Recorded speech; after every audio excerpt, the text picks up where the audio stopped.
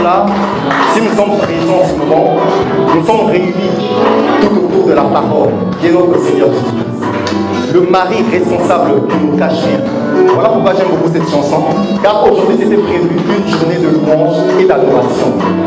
Nous allons parler pendant quelques minutes, mais plus adorer notre Seigneur et notre Seigneur. Et si nous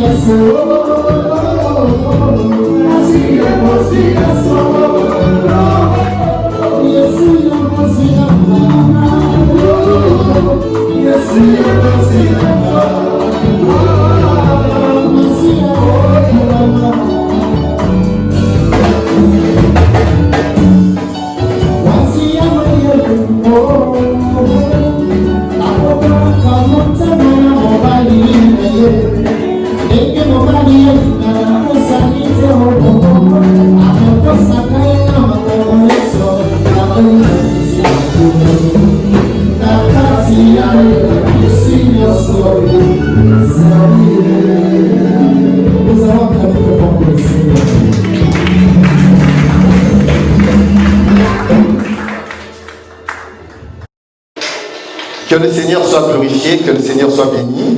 Nous allons parler pendant juste quelques minutes, parce que c'était vraiment prévu qu'aujourd'hui nous puissions passer vraiment beaucoup de temps dans la louange et dans l'adoration. Alors, le sujet d'aujourd'hui, c'est juste loue l'Éternel. Donc, lorsque les gens on dit juste loue l'Éternel, nous devons savoir c'est qui le juste qui doit louer l'Éternel.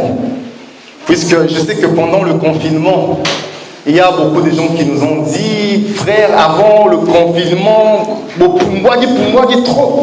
Tout le monde a tellement ils sont montés un peu haut. Alors, j'avais décidé un peu de simplifier certains messages. Donc, nous sommes allés vraiment rapidement. Et aujourd'hui, nous allons parler de juste loue l'Éternel. Alors, qui est ce juste qui doit louer l'Éternel? C'est ça qui est notre sujet d'aujourd'hui. Alors, nous allons lire déjà, commençons dans Psaume 150, je pense que c'est le verset 6, là où la Bible nous dit que tous ceux qui respirent louent l'Éternel. Frère Gauthier.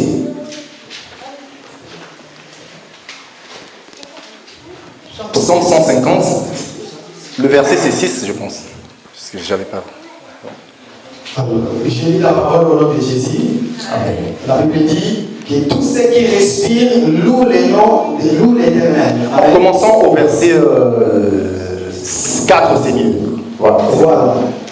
Louez-les avec les tambourins et avec les danses. Louez-les avec les instruments, à cordes et le chalumeau. Louez-les avec les cymbales sonores. Louez-les avec les cymbales retentissantes. Que tous ceux qui respirent louent le nom de l'Éternel. Amen. La Bible nous dit que tous ceux qui respirent louent le nom de l'Éternel.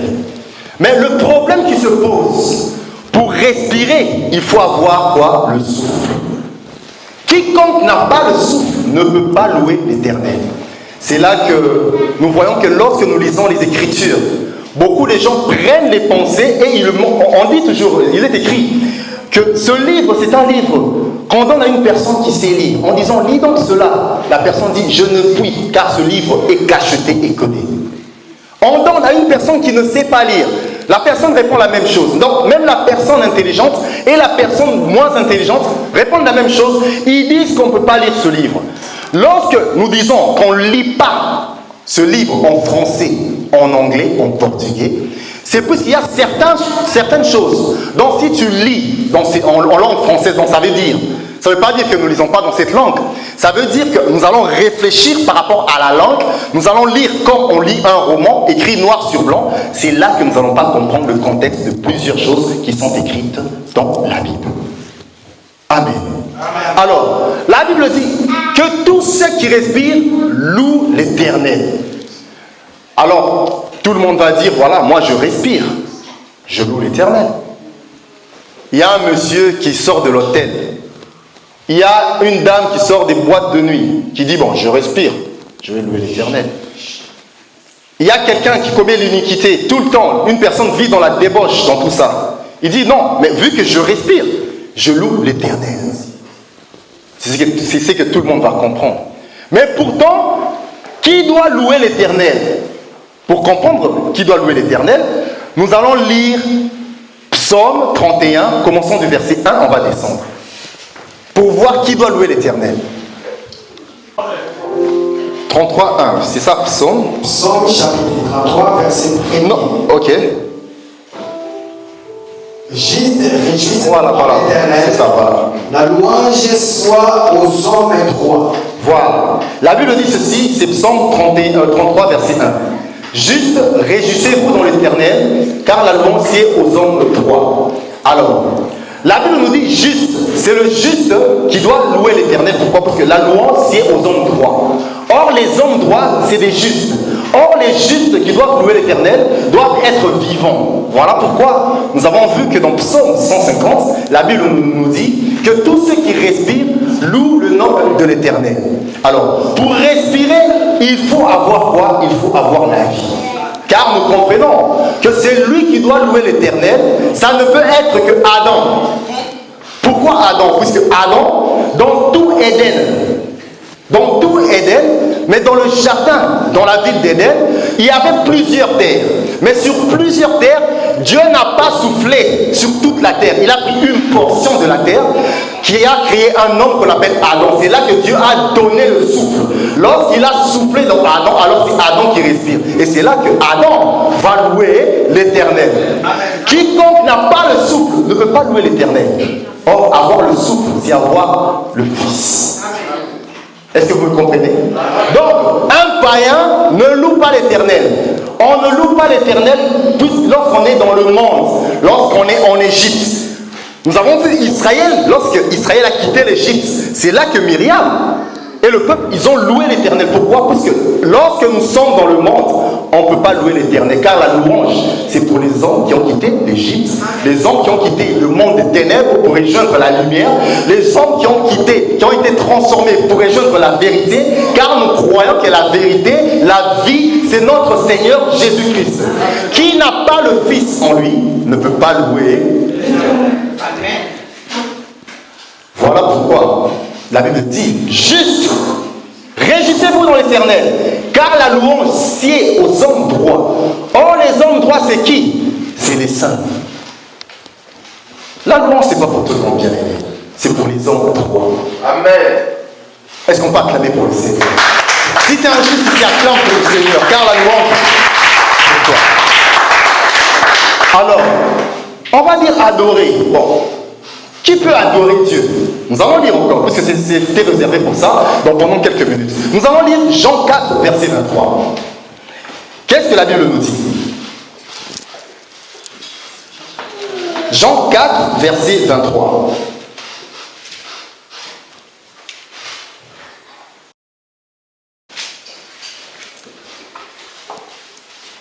Jean chapitre 4, verset 23. La Bible dit: le l'heure vient et elle est déjà venue, où les vrais adorateurs adoreront le Père en esprit et en vérité, car ce sont là les adorateurs que le Père demande. Ah! Donc nous comprenons, même pour adorer Dieu, c'est pas pour tout le monde. Car la Bible dit l'heure vient et elle est déjà venue. Cette heure-là, c'est le temps de la fin. Car nous croyons que cette heure a commencé déjà depuis que Jésus est mort sur la croix. Jusqu'à aujourd'hui, nous sommes au temps du soir. Mais pendant tout ce temps-là, même les apôtres, même nous tous jusqu'à aujourd'hui, pour adorer Dieu, ce n'est pas pour tout le monde.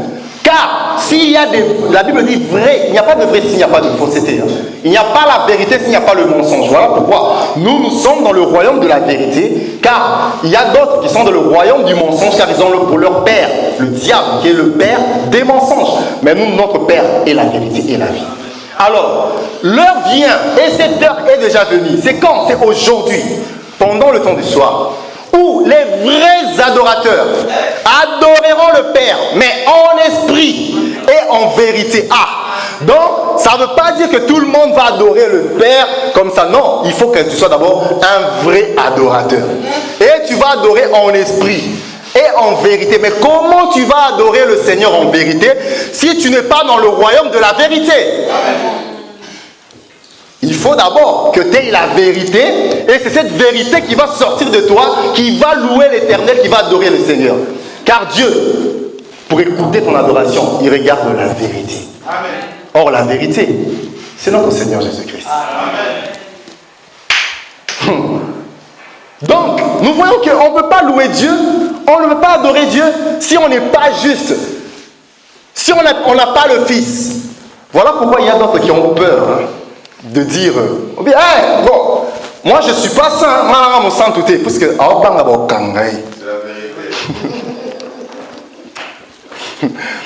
vous savez, j'ai fait un direct un jour, il y a quelqu'un qui m'écrit, et bon, il y aura mon saint. Il y a une sœur qui l'a répondu par écrit, Saint Gloire, mon saint. Est-ce que tu as l'assurance que tu es saint? Car le juste, il ne vit pas par la vue, mais par la foi. Or, le juste, c'est qui? C'est la personne qui a l'assurance du salut. La Bible nous dit, nous allons lire quand même, nous allons lire,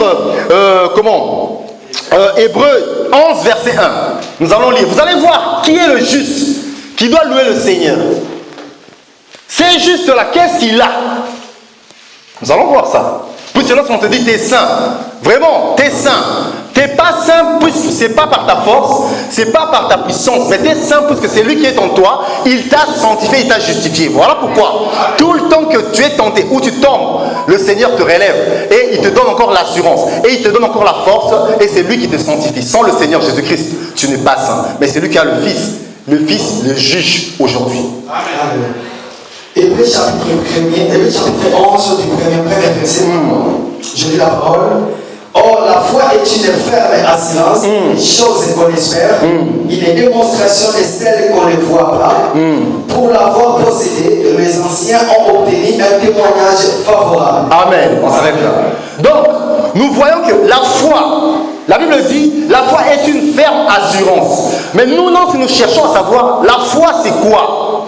Jésus a dit dans la prière sacerdotale que j'ai fait connaître ton nom aux hommes que tu m'as donnés du milieu du monde. Vous avez vu? Voilà pourquoi nous avons expliqué que dans le monde, dans le jardin, il y avait plusieurs terres, mais Dieu n'a pas pris toutes les terres. Une portion du milieu du monde. C'est ça Jean 3,16 que les gens ne comprennent pas. Voilà, j'avais dit je vais revenir, mais on a fait des débats là-dessus.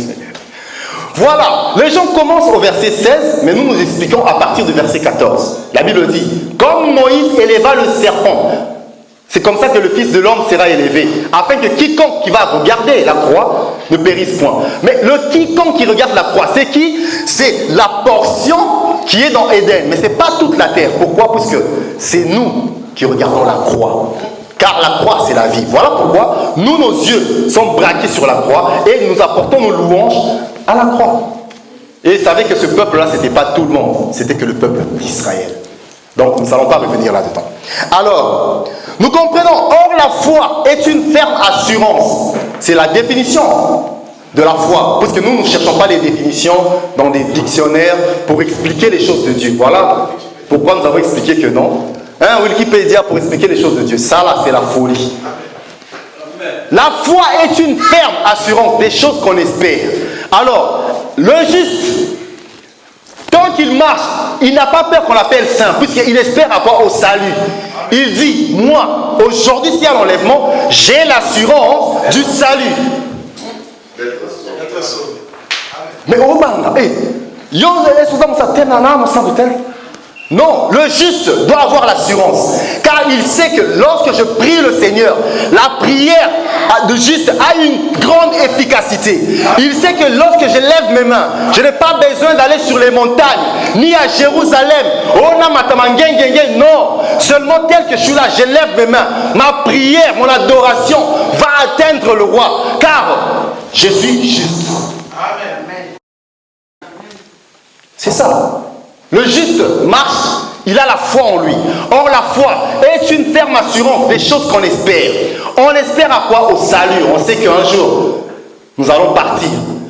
Et une démonstration de celle qu'on ne voit pas. Donc, nous savons qu'il y aura un jour, lorsque le son de la trompette avec éclat va sonner, nos corps vont changer, vont être transformés. Les morts dans le Seigneur vont ressusciter en premier, et nous les vivants, nous allons vivre cette démonstration. C'est là que nous allons partir voir l'époux. C'est ça la démonstration. Donc, tel que nous marchons avec cette assurance du salut, car nous savons qu'en marchant, il y a une assurance. Ma voiture et ça l'accident. Pilote, crash, pilote accueilli. Il y aura ce jour-là des choses graves. Vous imaginez que vous avez un train. Frère Gauthier. Ah, mais passez le message clair, il n'y a pas de cachette ici. C'est quoi? En fait, ah ok, c'est bon, il faut être clair, voilà. Ok. Donc, il ne faut pas me donner comment le train, voilà. Sinon le train n'aura même pas de terminus. Après ça va tuer les gens. Parce que ce jour-là, tellement que nous avons l'assurance du salut, nous savons que nos corps seront transformés et les vivants qui seront dans le service vont partir. Voilà. Pour terminer ce message, car je devais être bref, pour laisser la parole à notre bien-aimé Gauthier. Pour terminer, nous n'allons pas lire pour ne pas perdre le temps, mais je voulais juste vous parler de l'histoire de Naaman. Je pense que vous connaissez ce monsieur qui était général. Hein? Naaman, général de Syrie. Vous voyez? Alors, le général de Syrie, qu'est-ce qui s'est passé? Pour vous montrer que tu es juste. Le prophète lui a dit, va te jeter 7 fois dans l'eau. Il est parti, première fois, deuxième fois, troisième fois, quatrième fois, cinquième fois, rien du tout. Je vais raccorder un petit, je vais abréger en fait ce que je veux dire. Alors, nous allons voir aussi qu'il y a une femme, la femme samaritaine. Jésus lui dit, non. Il dit que non, je n'ai pas de mari. Mais appelle ton mari, non, je n'ai pas. Voilà, tu n'as pas menti, tu as dit vrai. Puisque tu en as eu 5. Même celui que tu as n'est pas ton mari. Ça fait 6. Là, je conclus. Ce message, on a déjà passé ici pour ne pas revenir. Alors, nous allons voir qu'il y avait 6 vases destinés pour la purification des Juifs. 6 vases. Mais c'était qui le 7e vase? Si vous comprenez, les 6 vases, on a expliqué ici, il y avait 5 vases. Les 5 vases, nous avons expliqué, nous avons déjà donné cet enseignement, on n'a pas le temps.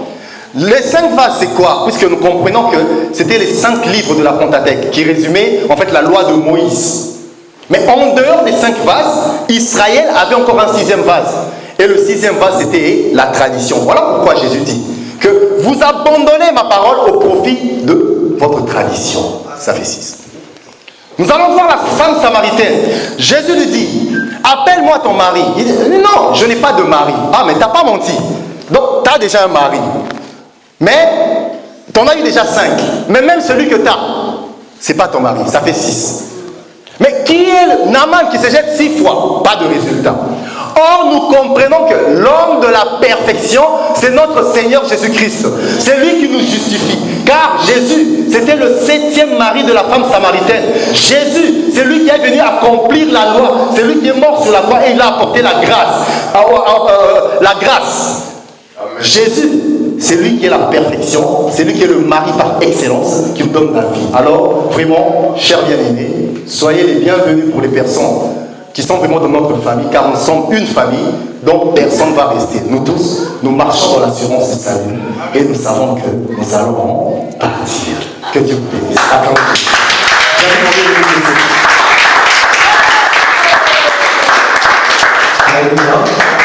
Voilà, normalement je ne devais pas intervenir, c'est le frère Noir qui m'a demandé.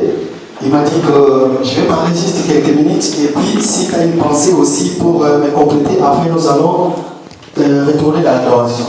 Donc comme l'état est déjà épuisé, je vais sauter juste.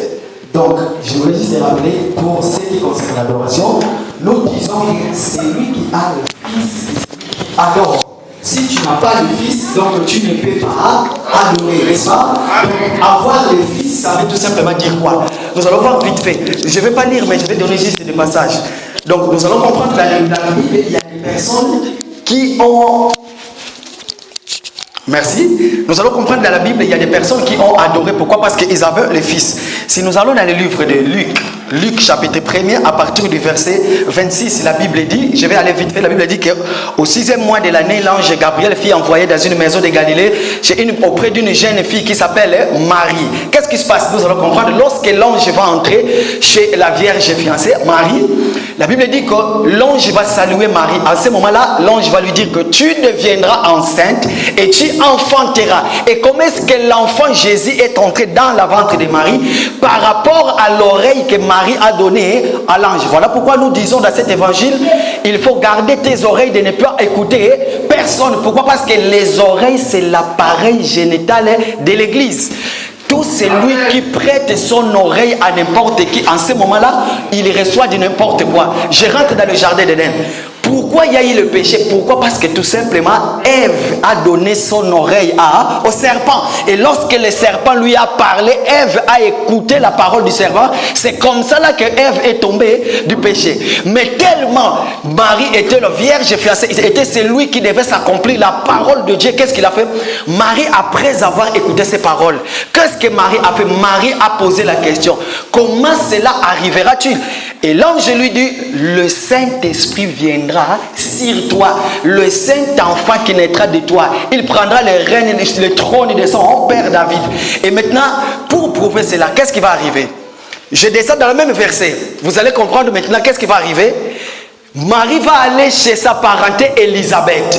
Lorsque Marie va arriver chez sa parenté Élisabeth, lorsque Marie va saluer Élisabeth, c'est à ce moment-là Élisabeth va dire, quand j'ai entendu la voix de la salutation, l'enfant que j'ai porté moi aussi, il a tressailli de joie. Donc ça veut tout simplement dire qu'en ce moment-là, Marie a commencé à louer. Si vous livrez le verset jusqu'en bas, c'est en ce moment-là Marie a commencé à adorer notre Dieu. Voilà pourquoi nous voulons dire que c'est lui qui peut adorer notre Dieu, c'est celui qui a le Fils en lui. Si tu as le Christ en toi et que le Saint-Esprit est sur toi, en ce moment-là, tu peux louer notre Dieu. Voilà pourquoi je voulais inviter nos bien-aimés. Le moment est arrivé, maintenant nous voulons adorer. Pourquoi? Parce que c'était prévu aujourd'hui.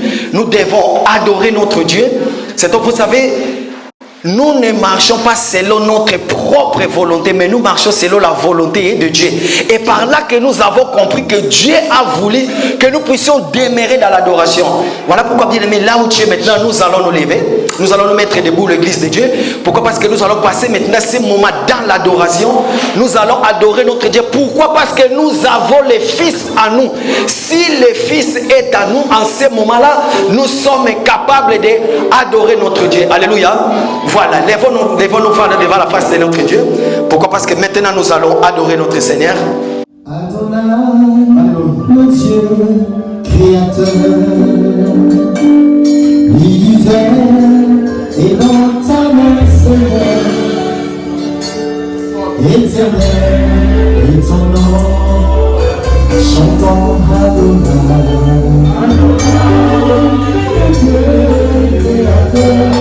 L'univers,